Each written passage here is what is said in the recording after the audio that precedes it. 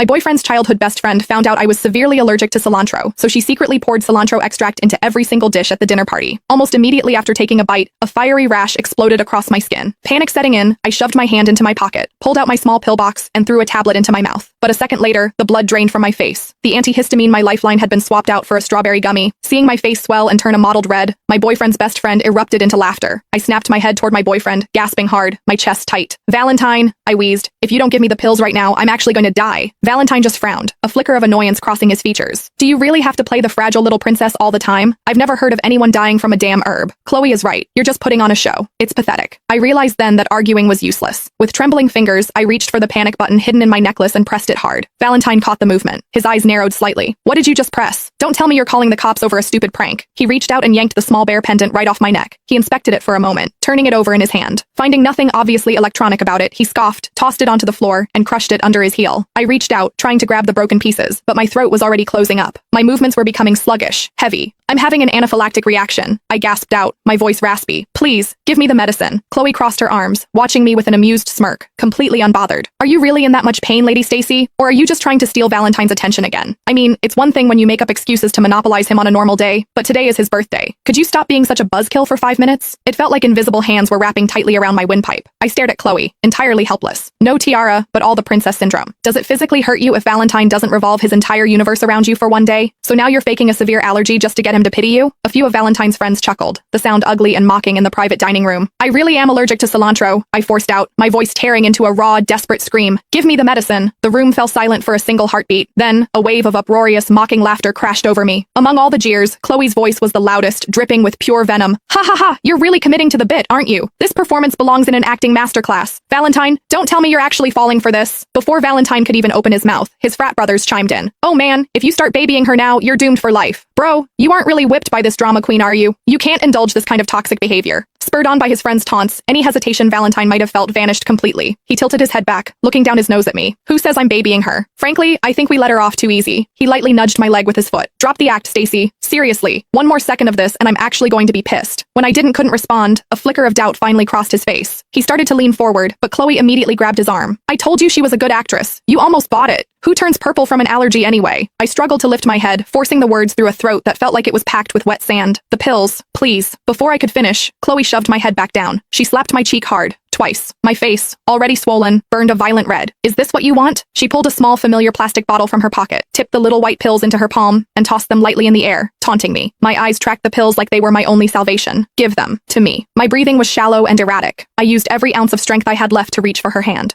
But just as my fingers grazed the plastic,